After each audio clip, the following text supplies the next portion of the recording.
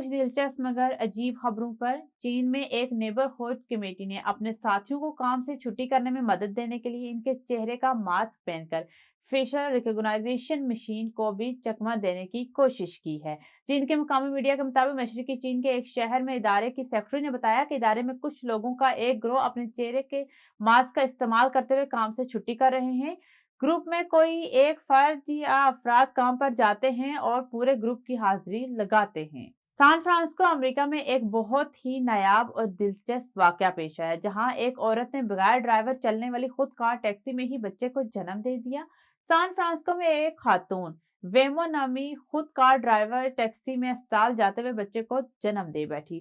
खातून ने university of California जाने के लिए वेमो रोबोटैक्सी बुक की थी, लेकिन रास्ते में लेबर शुरू हो गया। अपनी मंजिल तक पहुंचने से पहले ही खातून ने गाड़ी के अंदर बच्चे को जन्म दे दिया। अमेरिका की एक खातून ने सालगिरह से एक दिन पहले $10 लाख की लॉटरी जीत ली। अमेरिकी रियासत से ताल्लुक रखने वाली एक खातून ने बताया कि वो कॉम्पटन शहर के एक मखसूस डोनट की दुकान से टिकट खरीदती हैं। उन्होंने बताया कि वो हर सुबह इस दुकान पर जाती हैं, $10 के 2 टिकट खरीदती और यही मामूल उन्हें सालगिरह के एक रोज पहले भी दोहराया। उनका कहना था कि दूसरे कार्ड्स को स्क्रैच किया तो उनमें $10 लाख का इनाम निकला। इन्हें यकीन नहीं आया, वो टिकट को बार बार देखती रही और खुदा से पूछने लगी कि वो सालगिरह से एक दिन पहले ये सब कुछ क्या हो रहा है।